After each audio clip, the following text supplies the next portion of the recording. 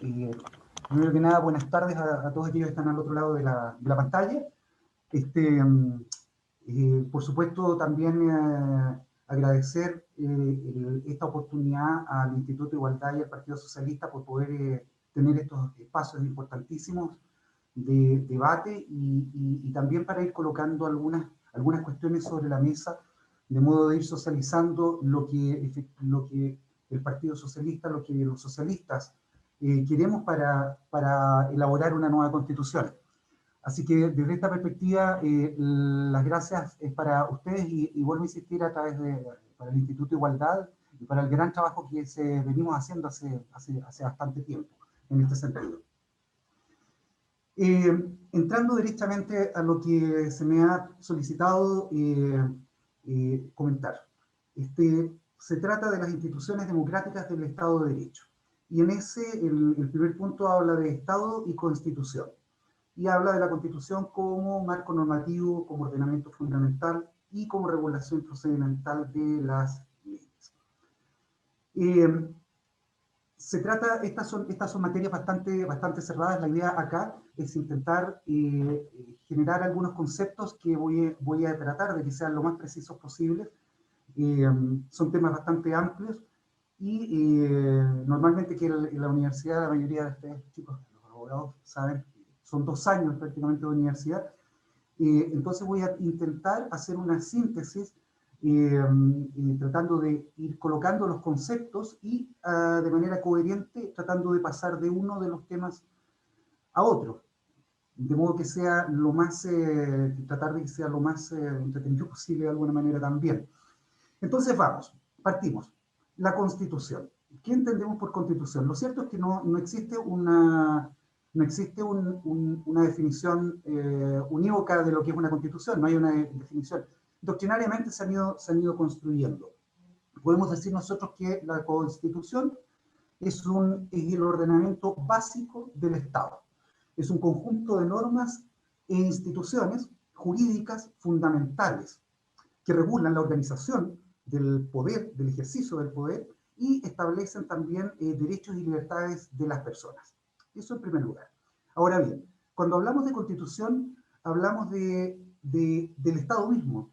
La Constitución preside la idea de Estado, ya que conforma este Estado en cuanto a su estructura o como la organización del poder político y el ejercicio del mismo poder, estableciendo una estructura, la estructura del Estado, de los distintos órganos del Estado, y fundamentalmente el principio de separación de poderes y reconocimiento de derechos.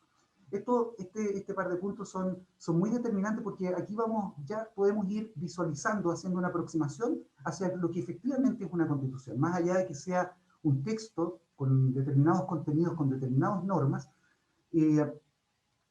Hablamos del lugar, del espacio donde se consagran, se establecen los derechos de las personas y la organización del Estado. ¿Y por qué digo esto? Porque cuando vayamos avanzando en esta breve exposición, nos vamos a dar cuenta que en principio no siempre fue así, y que hubo un hito, un momento en el que se estableció que a partir de este momento entonces, y voy adelantando a través del que fue el racionalismo francés, el que recreó que son la estructura del Estado, la separación de poderes y el reconocimiento de derechos. Se llegó tanto así que ellos llegaron a decir que una sociedad cuya constitución no contenía alguno de estos dos elementos era una sociedad que no tenía derechamente constitución. Eso desde el punto de vista muy general. Luego entramos a lo que es Estado. Esta exposición trata sobre Estado y Constitución. Habiendo dado una definición de Constitución, hablemos del Estado. Y voy a intentar, primero vamos a darle una pasada, un repaso muy rápido, pero desde el punto de vista histórico. ¿Qué dice la historia respecto de lo que es el Estado? Lo cierto es que la época antigua, la época de los clásicos, el Estado no era lo que hoy día conocemos como Estado formal.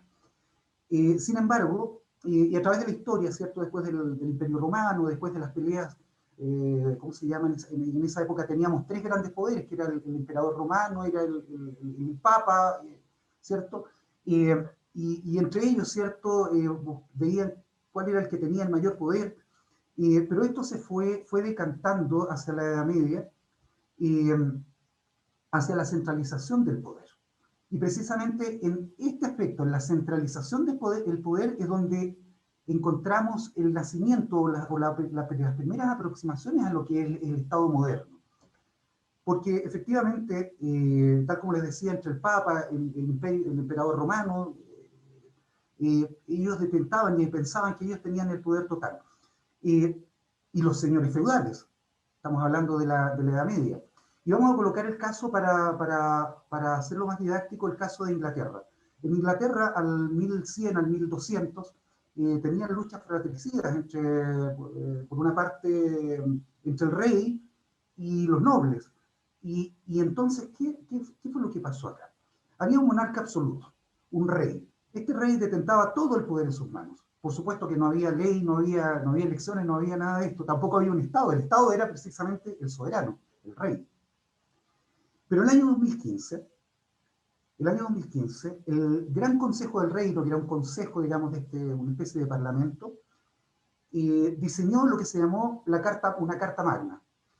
Esta carta magna, que fue elaborada, como les digo, en el año 1215, fue, en mi opinión, el primer atisbo, la primera semilla de lo que fue una constitución, de lo que conocemos por constitución.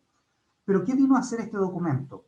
En este documento, el Gran Consejo del Reino, los nobles le estaban diciendo al rey, por estas normas nos vamos a regir. Por estas normas nos vamos a regir. Primero, le estaba imponiendo al rey absoluto que a contar de este momento, por este documento que hemos elaborado, nos vamos a regir en adelante. Pero fundamentalmente porque se consolidaron también en ese documento ciertas garantías individuales. De momento que el Consejo del Reino, que estos nobles le dicen al rey, nos vamos a regir por este documento, pero además usted no va a tener derecho a desmembrar personas, a detener personas, a las personas que usted crea que son infractores de ley, no era de ley precisamente, pero que son infractores, no van a poder ser juzgadas por usted, tienen que ser juzgadas por sus iguales, por nosotros. Y ahí ese es el nacimiento del habeas corpus, el cuerpo presente, es decir, tráiganme el cuerpo para verlo. Y entonces aquí tenemos la primera aproximación, la Carta Magna del año 1215, desarrollada por el Consejo del Reino, digamos, en contra y limitando el poder absoluto del rey. Más adelante, con la Declaración de Independencia de los Estados Unidos y fundamentalmente la Declaración de Derechos del Hombre y del Ciudadano, luego de la Revolución Francesa, en 1789, se dieron las bases más modernas de las declaraciones de garantía fundamentalmente, y entonces nos vamos aproximando a lo que efectivamente es el Estado, la Constitución. Más adelante, con los movimientos franceses anteriores a la Revolución Francesa, hubo un movimiento que se denominó el racionalismo francés, donde donde estuvieron involucrados pensadores franceses, la enciclopedia, y entre ellos Locke, Rousseau, personajes que veían en todo aquello que detestaban, todo aquello que viniera de la divinidad. Entonces ellos decían, Locke rechazaba todo, rechazaba, por ejemplo, que no hubiese hombres libres e iguales. Entonces comienzan una labor de refundación del Estado y empiezan y señalan que lo primero es que todos los hombres nacen libres e iguales. Por otra parte, Rousseau rechaza los gobiernos de fuerza, y cuando no existe la fuerza, que lo que queda es el consentimiento. Entonces dice Rousseau, el gobierno será aquella institución donde sean las personas las que consientan y las que vayan a construir estos nuevos derechos, estas nuevas constituciones, el Estado. Y Rousseau lo hace a través de un texto que él construye, se denomina el contrato social, en el año 1762. Y en este contrato social él señala que los hombres vienen a renunciar a todo y le entregan todo su poder, su libertad al soberano, pero establece que el gobierno debe quedar sometido a la ley. El gobierno debe quedar sometido a la ley. Pero la ley la hacemos todos, es decir, reside en el pueblo. Eso ya nos va dando, insisto, una idea, y espero que así se entienda, una idea de que el nacimiento tanto del Estado como de la Constitución tienen en su origen dos objetivos. Primero, la limitación del poder de los reyes absolutos, y por otra parte, desarrollar, establecer en este libro, en este texto positivo que se denomina Constitución, la separación de los poderes del Estado y el reconocimiento de los derechos. De modo que es tanto así que la Declaración de Derechos del Hombre y del Ciudadano en su artículo 16 señala que en todo lo que había señalado adelante, toda sociedad en la cual no estén aseguradas las garantías y derechos individuales y la separación de poderes, carece de constitución. Eso desde el punto de vista histórico y de manera muy general. Luego, la Constitución ha sido también estudiada desde distintas perspectivas. Entre esas perspectivas, por ejemplo, así bien sucintamente, hay una perspectiva filosófica. Decíamos que sin perjuicio de que los clásicos antiguos no tuvieron constituciones como la que conocemos hoy, se preocuparon, sí, de la política. Entonces observaron todo y hubo una perspectiva filosófica en donde analizaron la organización política. Platón, por ejemplo, el propio Aristóteles. Platón, de hecho, decía que respecto de la Constitución, que el hombre es como el hombre escrito en grandes caracteres, que reflejaba lo que las personas son, lo que existe en un momento determinado. Las constituciones son lo que el hombre es. Luego hay una perspectiva también que es jurídica. Y aquí nuevamente volvemos a recordar a los contractualistas, es decir, a Locke, a Rousseau, por ejemplo, que analizaron el Estado en términos jurídicos desde la perspectiva de un contrato social. Hobbes también es parte de este Consolidatán, es parte de este proceso de desarrollo de lo que era el Estado y la Constitución. ¿De qué se trataba acá? Que fundamentalmente los ciudadanos, desde esta perspectiva jurídica, desde esta perspectiva, las personas renuncian a sus derechos en favor del soberano, lo que habíamos comentado hace un par de minutos atrás, pero donde la ley la hacemos todos, con una diferencia, que el soberano, o sea, las personas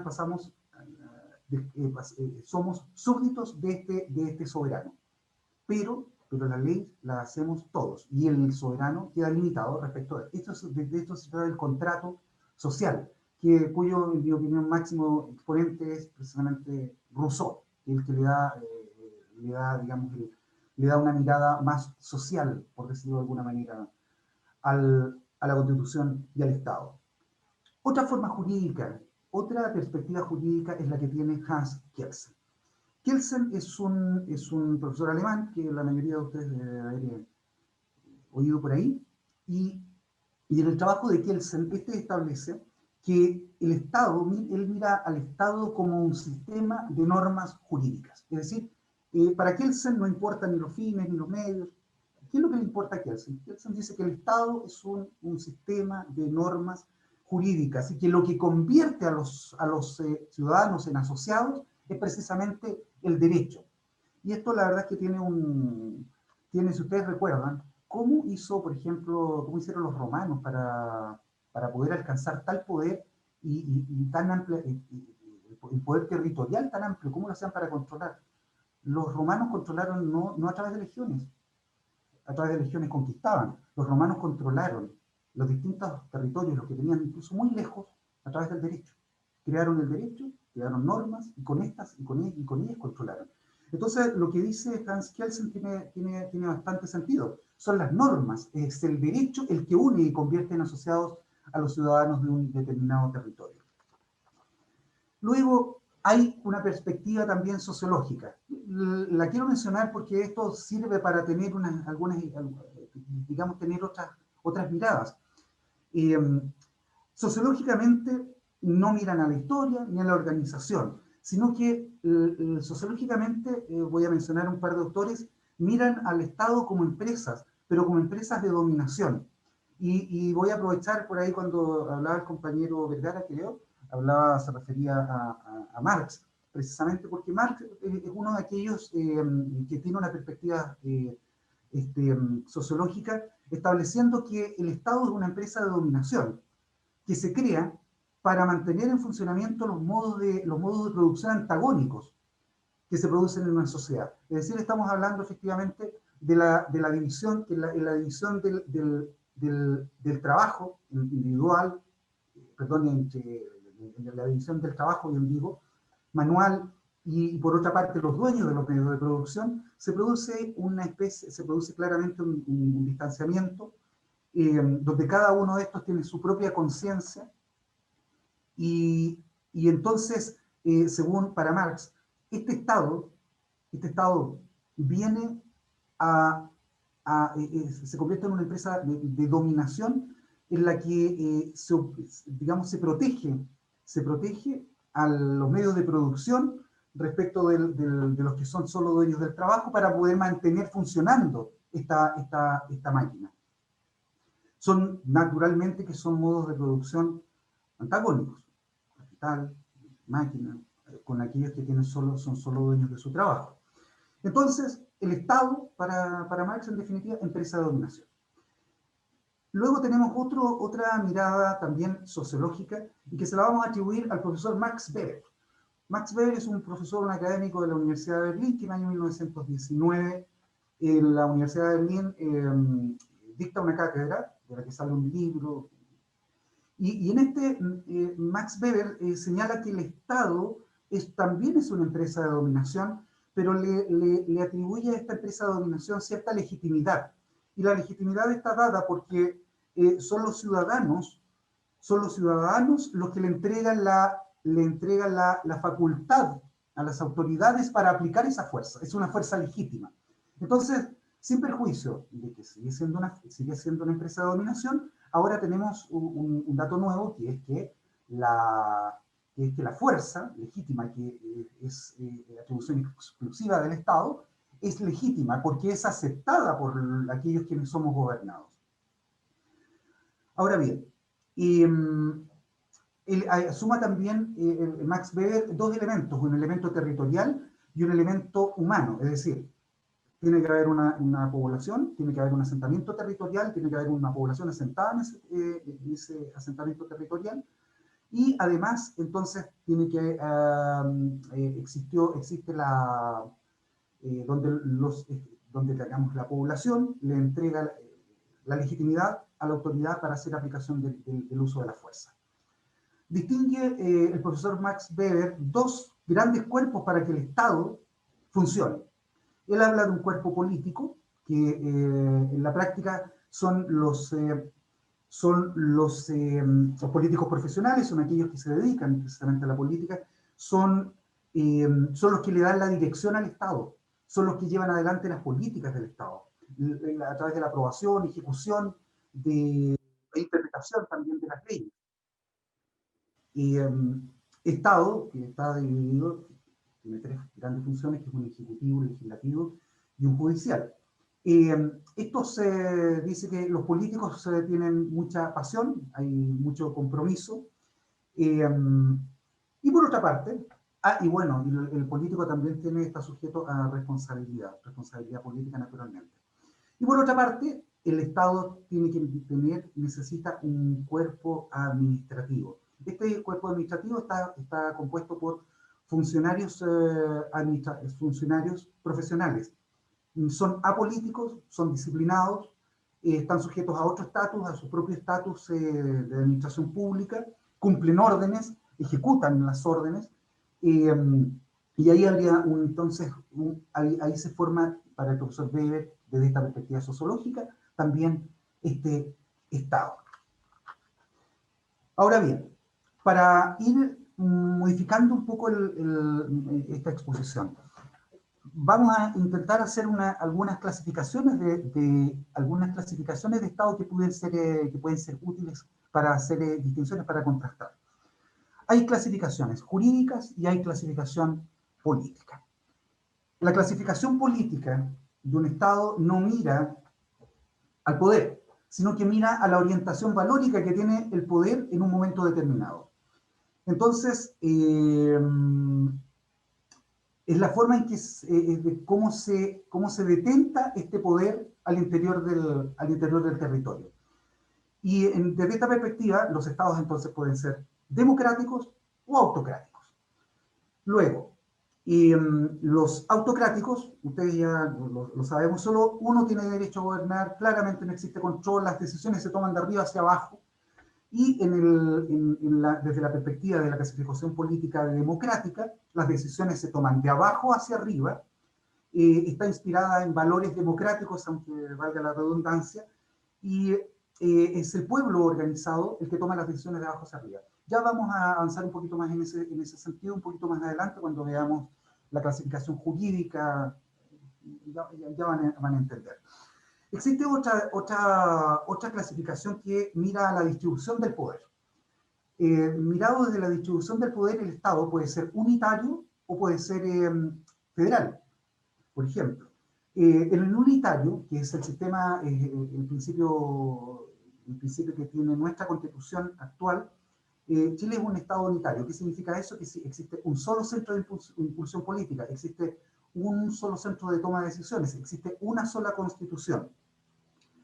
Kelsen, que les había mencionado hace un par de minutos atrás, habla que en el Estado unitario existe un solo orden jurídico para todo el territorio, para diferenciarlo, por ejemplo, de los estados federados, federales, como en los Estados Unidos, por ejemplo, donde existen muchos puntos de impulsión política, porque cada estado tiene su propia constitución, sin perjuicio de la constitución federal, del Estado federal. Entonces, en el Estado federal existen varios centros de impulsión político, el Estado federal y los Estados federados. Y en el Estado unitario, uno solo. Las decisiones políticas se toman con una sola constitución y desde un solo poder político, que en este caso es el Estado de Chile, con su estructura que veremos en un par de minutitos más. Ahora, esta parte es muy relevante, porque aquí puede existir un poco el corazón de cómo funciona el Estado. ¿Recuerdan? Haciendo un poco de memoria, cuando partimos hablamos de que históricamente el Estado había nacido como un fenómeno de centralización del poder por parte del rey, en este caso, y que todos aquellos ejercicios que se realizaron por parte del Consejo del Reino, los nobles, tenían como objeto, por una parte, limitar el poder de este rey y establecer la separación de poderes y el reconocimiento de derechos. Entonces, vamos a ir a una clasificación que es la jurídico-política. Esta clasificación jurídico-política apunta a la forma en que este Estado se manifiesta. Puede ser de fuerza, que se denominan normalmente estados policiales, son las monarquías absolutas. Naturalmente aquí el derecho poco importa. Estamos hablando de aquellos gobiernos, aquellos estados del siglo XVI, XVII, donde el individuo es objeto del poder del Estado. Y en el que vamos a entrar, la clasificación jurídica política de Estado de Derecho. Y el Estado de Derecho, cuando hablamos de Estado de Derecho, aquí yo quiero hacer un alto y quiero hacer un alto porque, para contextualizar lo que es el Estado de Derecho, por lo menos en Chile, me gustaría ir a lo que se enseña en las escuelas de Derecho. Cuando se enseña el derecho constitucional, nosotros siempre hablamos de que en el derecho constitucional, cierto, positivo, siempre se distingue en la Constitución una parte orgánica y una parte dogmática. La parte orgánica es el conjunto de normas, cierto, que vienen a ordenar normas que tienen que ver con el estatuto del poder. con la estructura, con la organización básica del Estado y su funcionamiento.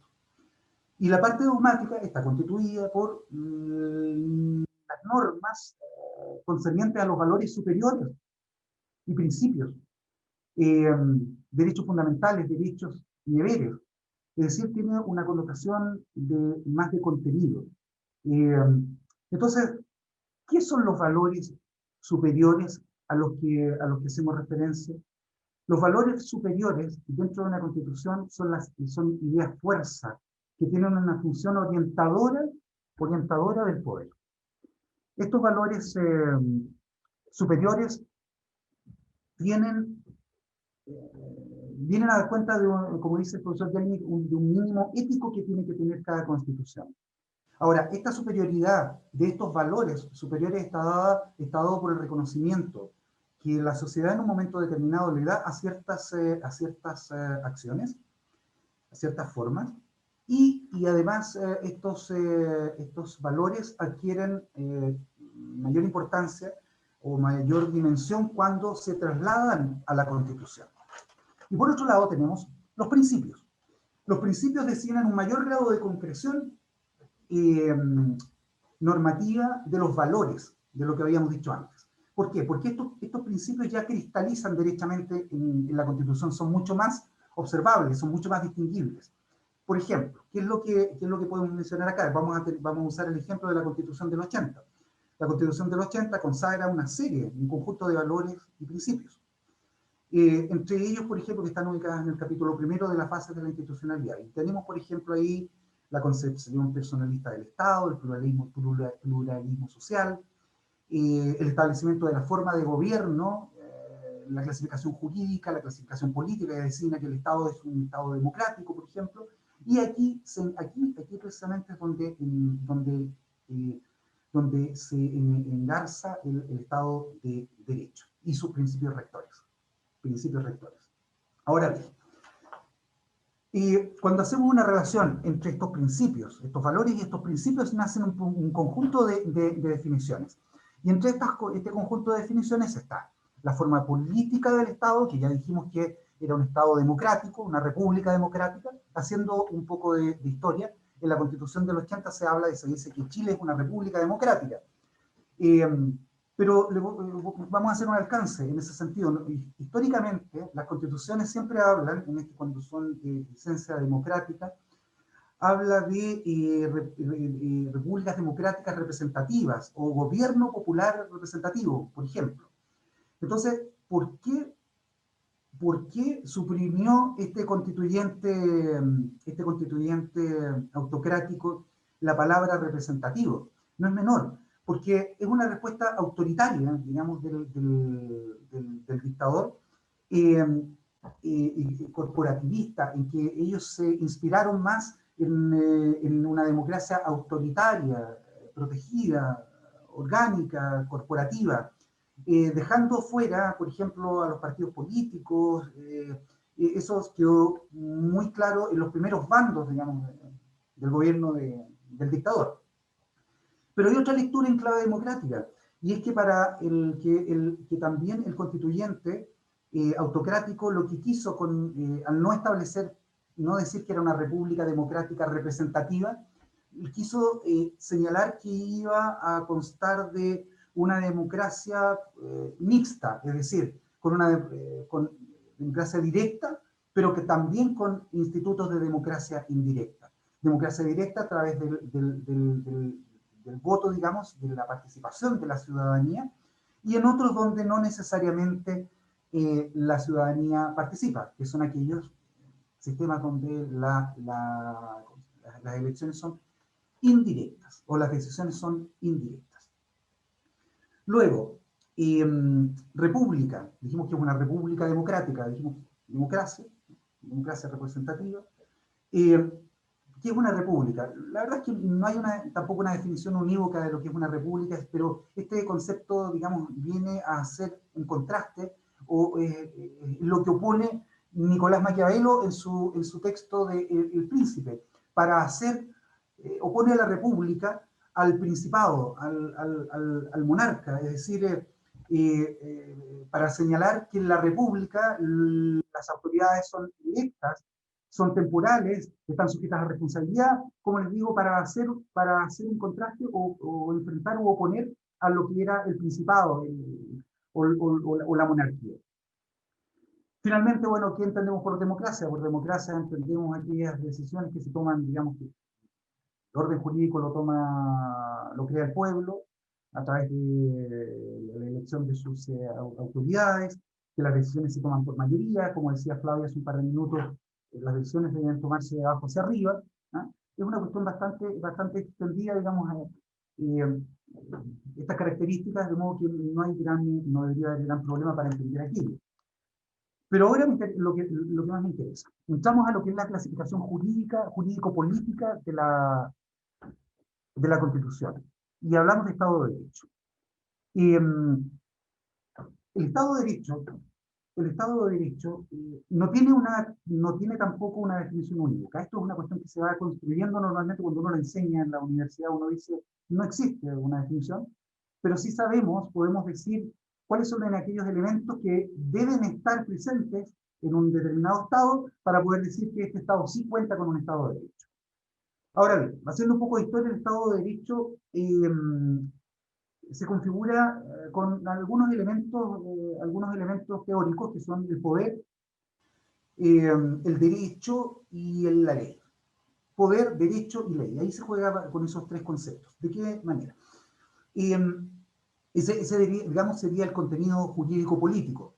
Pero también tenemos, el Estado de Derecho tiene ciertos principios rectores.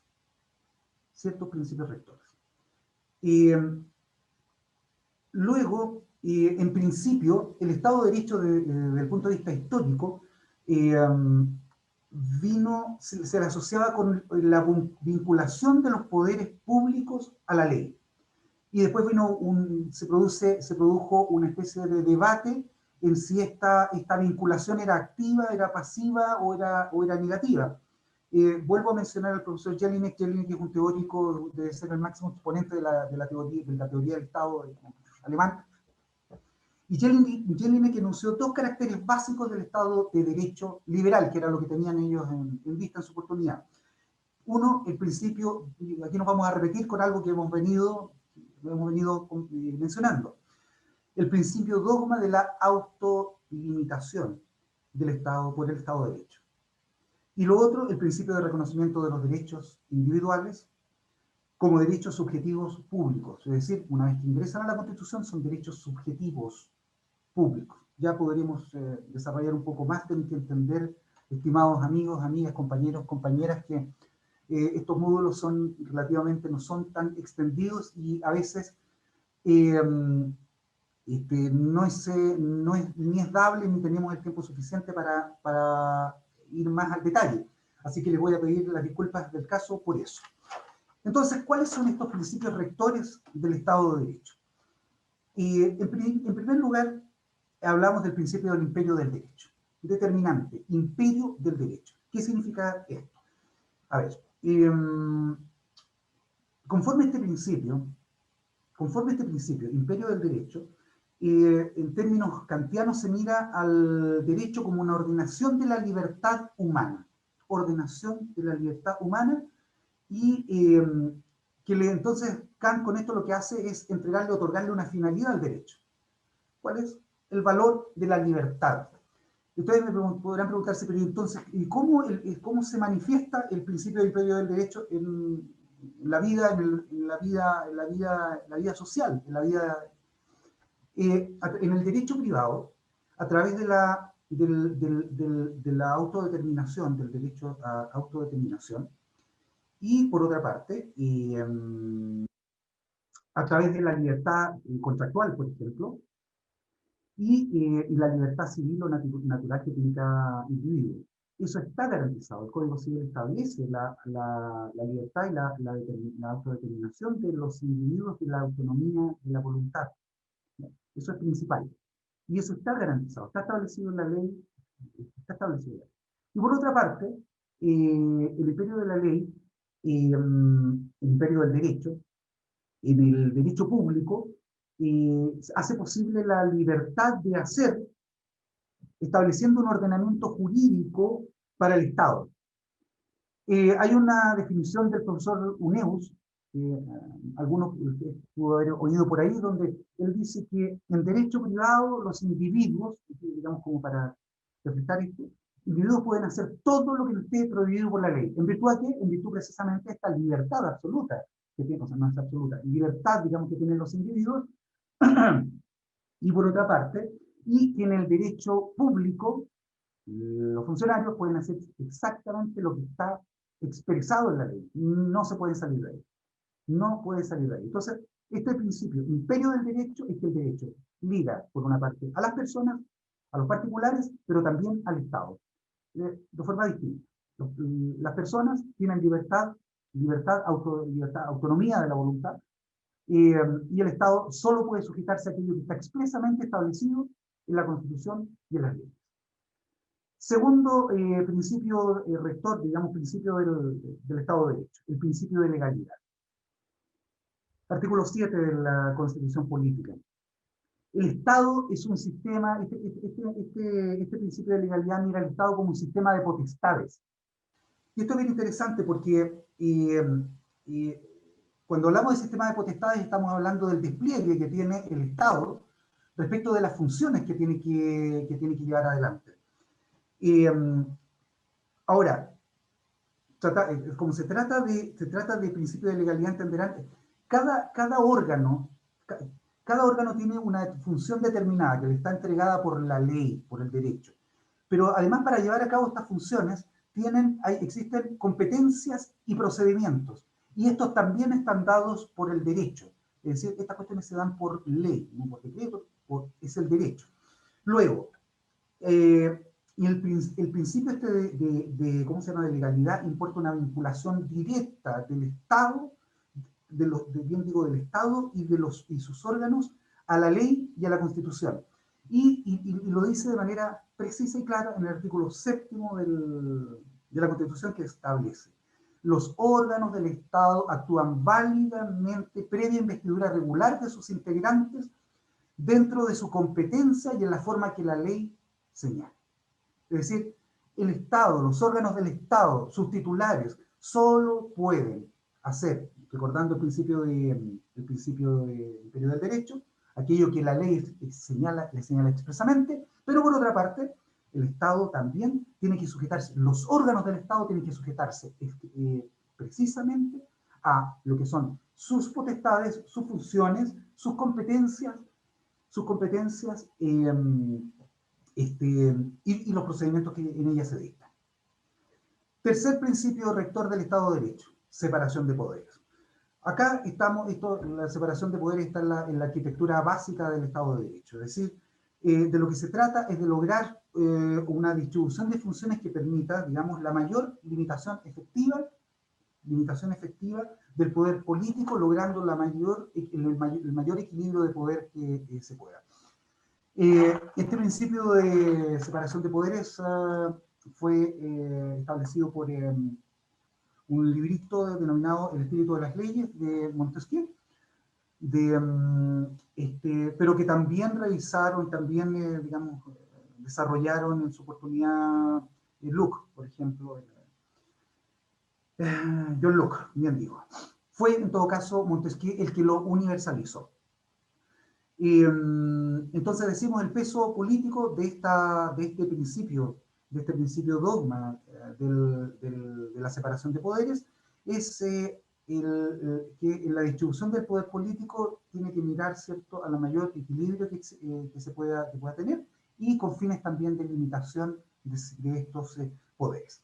Finalmente, el último principio rector sería el reconocimiento de derechos fundamentales y garantías. Esto es que la Constitución tiene que cristalizar y tiene que recogerse y reconocerse los derechos civiles, los derechos políticos, los derechos económicos, sociales, culturales, es decir, que cristalizan en definitiva lo que mencionó Flavio hace unos minutos atrás también, que hablamos cristalizan los principios o los valores, perdón, de igualdad, de libertad, de dignidad. estos principios, en este reconocimiento de derechos y garantías fundamentales está establecido, ahí cristalizan estos principios, estos valores. Luego, las garantías son aquellas herramientas que sirven para restablecer, restablecer, digamos, el derecho al evento de que estos derechos constitucionales que son reconocidos sean vulnerados. En definitiva, no existe una definición unívoca, como les decía, precisa del Estado de Derecho. El Estado de Derecho es fundamental en un Estado democrático. Luego, de hecho, hay algunas corrientes que hablan de que Estado de Derecho y democracia son lo mismo, vendrían siendo lo mismo. La verdad es que no es tan así, son complementarios. Porque el Estado de Derecho mira el equilibrio del poder, ¿cierto?, la limitación, y la democracia mira más bien al contenido y a lo que es los ciudadanos son los que toman las decisiones de abajo hacia arriba, tienen un contenido más valórico. Finalmente, hay corrientes que a veces mencionan también, fuera de estos principios, aquellos elementos que vienen que nos sirven para reconocer cuando en un Estado, en un país, en una sociedad existe un Estado de Derecho. También mencionan dos más, que es el control de las actuaciones del Estado por parte de los tribunales de justicia, y que en ese país, en ese lugar, exista elecciones periódicas, pacíficas, informadas. Bien digo periódicas, informadas. Estos dos elementos también podrían venir a constituirse alguna vez. Alguien señala que estamos en presencia de un país donde efectivamente tiene estos dos elementos. También entonces estaríamos en presencia de un lugar, un país que tiene una sociedad que tiene un Estado de Derecho. Luego vamos a continuar tratando de dar un giro, visto lo que es vista esta clasificación jurídica política, donde hemos analizado el Estado de Derecho y sus principios rectores y aquellos elementos que potencialmente sirven para distinguir un Estado de Derecho. Vamos a hablar sobre las funciones, competencias y estructura de los poderes del Estado. Y esto, fíjense, que está muy ligado a lo que estábamos conversando recién en el sentido del principio de legalidad, donde hablábamos que este artículo 7º de la Constitución, el inciso primero, obliga al Estado, digamos, a los órganos del Estado a estar dentro de sus competencias, habiendo sido investido precisamente legalmente investido,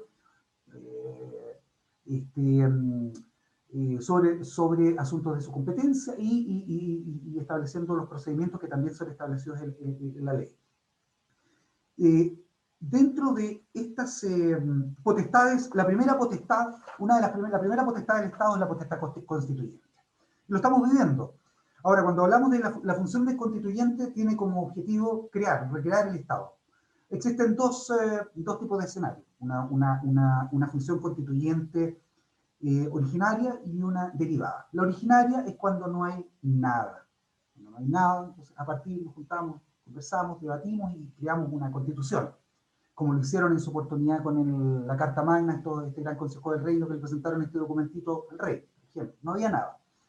Y el otro es el derivado. El derivado normalmente en Chile sería el Congreso Nacional, donde está el poder de reforma, precisamente lo que ha sucedido, lo que estamos viviendo hoy día, fundamentalmente, por ejemplo, con la dictación de la ley 21.020, ¿cierto?, la que recreó esta reforma constitucional que vino a establecer el plebiscito, digamos, y la convención constituyente. Por otra parte, también las constituciones pueden ser otorgadas o pueden ser democráticas. Democráticas son cuando todos concurrimos, como está haciendo, en mi opinión, en este momento, o otorgada, por ejemplo, la del constituyente autocrático del 80. Era una constitución otorgada porque en el fondo venía el detentador del poder, escribía la constitución en 4 paredes, después se la entrega al pueblo para decir sí o no, además con fraude. Esa es otra cosa. La siguiente potestad del Estado es una potestad determinante, es la potestad legislativa. ¿Cuál es la misión del Estado entonces? Crear derecho, pero a través de la ley. Para distinguirla de otras normas, ojo, porque cuando yo digo, su misión es crear derecho, pero a través de la ley puede parecer redundante, pero la idea con esto es hacer la distinción respecto para distinguirla de otras normas, porque para hacer derecho tiene que ser a través del derecho. Y hay un concepto, hay un concepto formal de lo que es la ley. Y aquí yo me remito a Hobbes, pues Hobbes él solo veía un concepto formal de ley. Él decía que la autoridad, no su contenido, es la que hace la ley, es decir, le otorga al soberano la facultad de hacer esta ley. Y que la ley es voluntad precisamente de este soberano. En cambio, es decir, que emana de la autoridad legislativa. En este caso, ese sería un concepto formal de ley, porque hay un concepto también material de ley y que se refiere al contenido de la norma, de las normas, o los contenidos que requieren estas normas para hacer leyes. De manera general, diremos que las características de las leyes es que dos características que son súper importantes: generalidad y racionalidad. Las leyes son generales. Ahora, ¿quién en Chile detenta esta capacidad de hacer, recrear, de hacer leyes? Lo detenta el Congreso Nacional, fundamentalmente, pero también el Poder Ejecutivo en alguna oportunidad. Principio de separación de poderes, ya vamos a hablar de eso, porque aquí precisamente ahí se produce algo que no debería ser lo normal, pero por razones técnicas ocurrió. Digamos, en la Constitución ya del 25 eh, se estableció que el Estado, el gobierno, iba a tener la capacidad de dictar ciertas normas también, lo que es una excepción, digamos, a la separación estricta de poderes y de sus funciones. Pero de manera general, ¿a quién le corresponde la potestad legislativa dentro del Estado? Es al Congreso Nacional. El Congreso Nacional en Chile, ya todos sabemos, es bicameral. Es bicameral, tienen la capacidad ¿cómo se llama?, de iniciativa de ley ambas cámaras. Estas tienen un procedimiento que está establecido en la propia Constitución. Tienen otras funciones también el Congreso Nacional, la acusación constitucional, el control de ciertas cosas, investigaciones, etcétera, etcétera. Pero fundamentalmente la potestad legislativa radica en el Congreso Nacional, sin perjuicio de que también el Poder Ejecutivo tiene la capacidad de llevar adelante ciertas normas.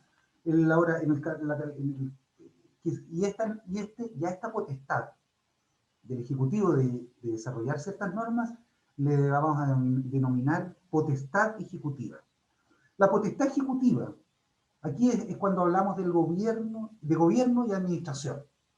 Gobierno y administración. ¿Quién detenta esta calidad? En Chile el gobierno y administración es unipersonal, es decir, radica en una sola persona. ¿Quién es esta persona? El presidente de la República. El presidente de la República tiene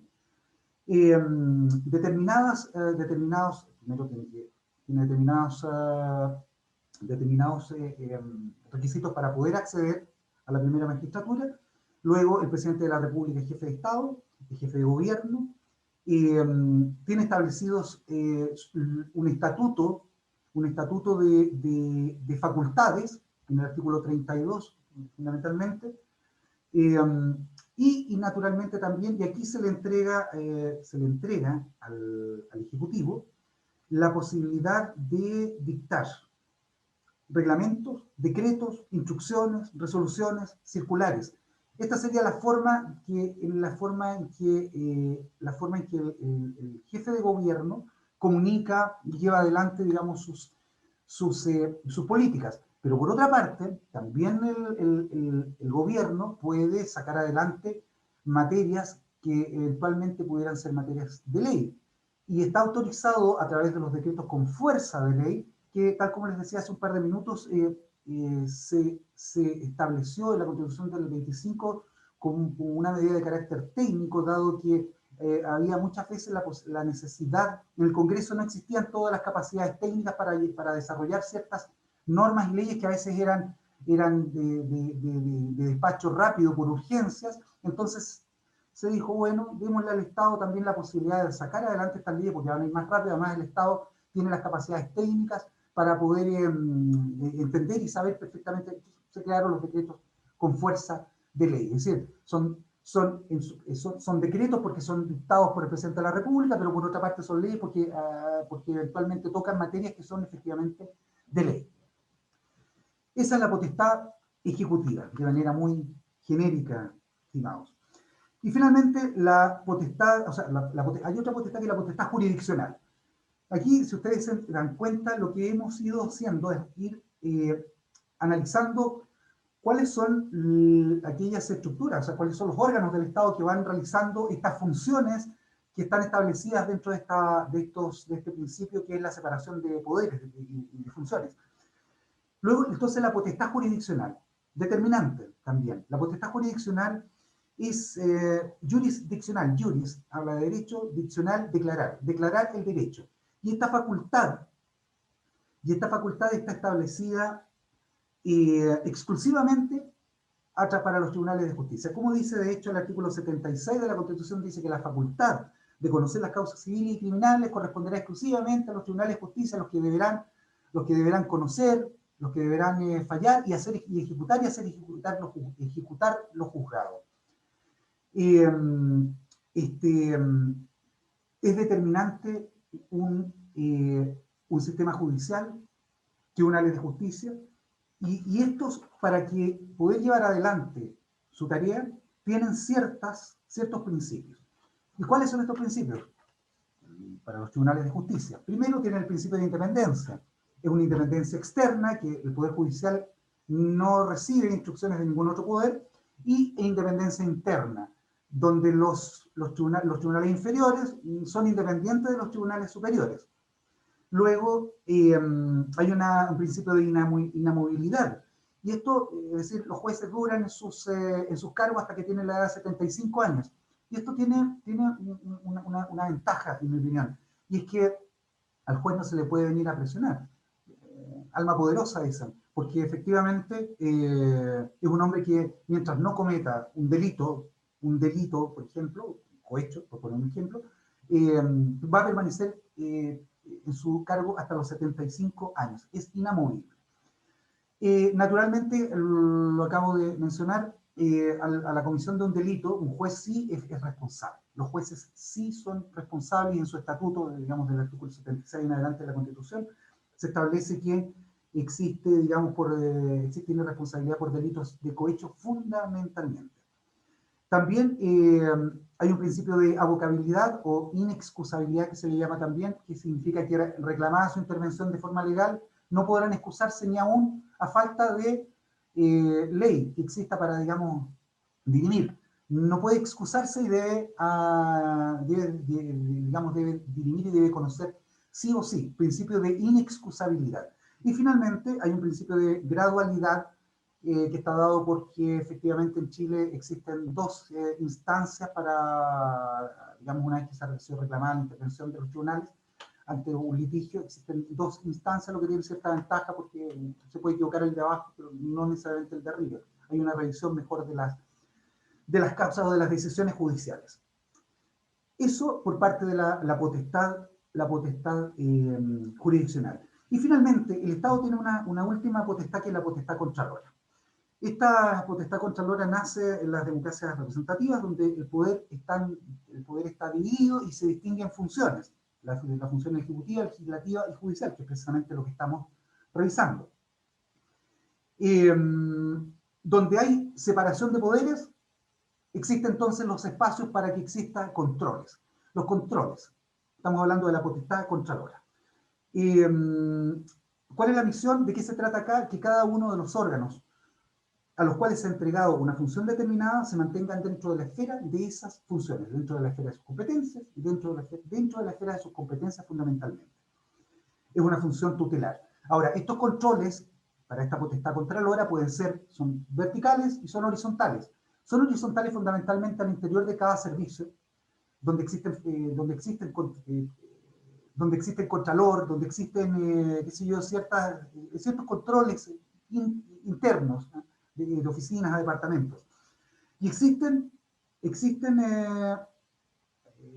y también están los interorgánicos. Me refiero, por ejemplo, el Congreso que controla al Ejecutivo, el Ejecutivo que controla los tribunales de justicia, los tribunales de justicia que controlan al Congreso a través de ciertos, ¿cómo se llama? Ciertos mecanismos que están establecidos en la Constitución.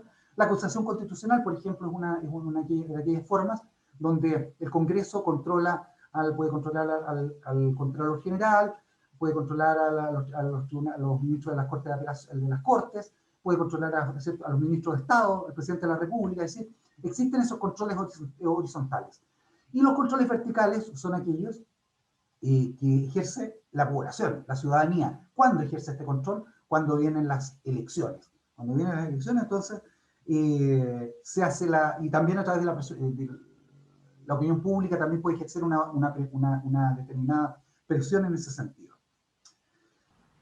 La elección de representantes políticos ya sabemos que está dada por la concurrencia de la ciudadanía a las urnas cada cierta...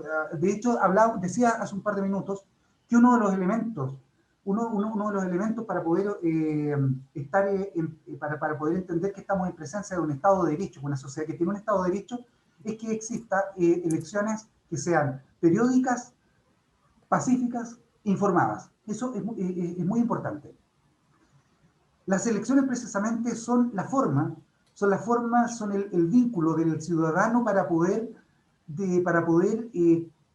concurrir a tomar decisiones, a ejercer, a decirle al que detenta el poder si aún cuenta con su confianza o no. Es la forma en que, las personas, el ciudadano, tiene para poder participar, fundamental y esencialmente. Ahora bien, para poder llevar adelante una elección del cargo que sea, tiene necesariamente que existir un sistema electoral, tiene que existir una forma electoral. Un sistema electoral. ¿De qué estamos hablando cuando hablamos del sistema electoral? Cuando hablamos del sistema electoral hablamos de un conjunto de reglas o de elementos que hacen que transforman los votos en escaños. Es decir, un conjunto de reglas que lo que hacen es señalar cómo el voto de cada uno de ustedes o los varios votos de determinado grupo van a transformarse en escaños. Desde el punto de vista histórico, doctrinario, existen dos grandes sistemas electorales, sistemas electorales, bien digo. Uno es el sistema electoral mayoritario y el otro es el sistema electoral proporcional. El sistema electoral mayoritario tiende a transformar la mayor cantidad de votos y a entregárselos digamos, a los escaños que estaban, digamos, se le entregan la mayoría de los escaños a quienes tienen mayoría. ¿Y de qué se trata acá? De entregarle la mayor cantidad de votos para que el partido que gana, para que aquellos electores que ganan, vamos a decir, por ejemplo, un partido político o la elección de presidente de la República, porque normalmente de esta manera el sistema mayoritario lo que tiende es darle la posibilidad al grupo ganador a llevar adelante su programa. En cambio, en el sistema proporcional, de lo que se trata es de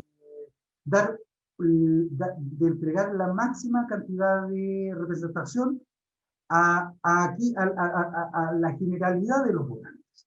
Es decir, que se refleje en el Congreso la diversidad, y no solamente la mayoría de aquellos que votaron por un determinado color, sino que en el sistema proporcional la idea es transformar en escaños también la diversidad de partidos o la diversidad de votos que pueda existir. Ahora, desde esta perspectiva, como lo decía, el resultado, digamos, en el sistema mayoritario, lo que hace es que habilita, digamos, a los que ganan a llevar adelante su programa. Y en el caso, digamos, del sistema proporcional, lo que pretende, ¿cierto?, se pretende dar a este grupo, a todos los grupos darle representación. Pero claro, como dice el concepto, de manera proporcional. Y lo que sí tiene tal vez una pequeña desventaja es que el sistema proporcional tiende a fraccionar, a dividir un poco los congresos. Francia es un país que está muy acostumbrado, digamos, por ejemplo, que tiene una multiplicidad de partidos y precisamente estos se reflejan en el parlamento francés, en la Cámara, digamos. Pero ellos tienen otra forma de gobierno, entonces hay otro tema ahí que habría que discutir. Ahora bien, el sistema electoral en la nueva constitución, ¿qué es lo que pretendemos? ¿Qué es lo que se piensa? ¿Cuál sería la idea? En primer lugar, hay ciertos principios que habría que mencionar. Que el sistema efectivamente electoral tiene que ser un sistema proporcional, tiene que reflejarse no solamente las mayorías, sino que reflejarse todo el arco político que existe en el país en un momento determinado. Habrá que ponerse de acuerdo en el Congreso. Y que este sistema, que no necesariamente el sistema electoral tiene que definirse en la Constitución. La Constitución sí necesariamente la Constitución sí necesariamente tiene que establecer que tiene que haber un sistema electoral, que este sistema electoral puede ser proporcional, por ejemplo, y que eventualmente puede señalar que será la ley la que ajustará, digamos, o hará ciertos ajustes para darle mayor equilibrio y justicia, digamos, a este sistema. Cada país puede ir adecuando y moderando sus sistemas electorales de acuerdo a lo que el país estime o bien digo, estime en un momento determinado. La democracia paritaria. También en este sistema electoral debería de establecerse ¿cómo se llama? La democracia paritaria. Ya sabemos, estamos precisamente también en este sentido, tenemos un ejemplo de lo que está ocurriendo con el plebiscito. Y hemos ido caminando, digamos, hacia la paridad desde un tiempo a esta parte, y creo que se va a ir, y esta también sería una forma de cristalizar esa paridad en todo ámbito, no solamente en el sistema electoral. Me refiero en este caso, que estoy hablando del sistema electoral, pero la paridad seguramente va a tener que cristalizarse en la Constitución para todas las áreas, no solamente para el sistema electoral. Y bueno, claramente en el sistema electoral es una posibilidad establecer esta democracia paritaria.